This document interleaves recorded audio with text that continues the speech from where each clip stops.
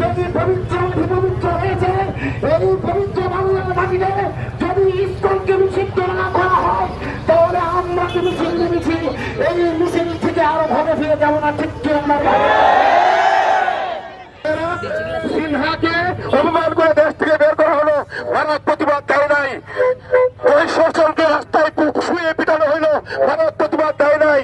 বিশ্বজিৎকে খুবই হত্যা করা হলো, ভারত প্রতিবাদ দেয় নাই।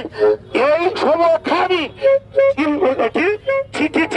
চিন্ময় দাসকে গ্রেপ্তার করার পরে ভারত প্রতিবাদ দিয়েছে। এর অর্থ হচ্ছে ইসকন তাদের লালিত পালিত লালিত পালিত তাদের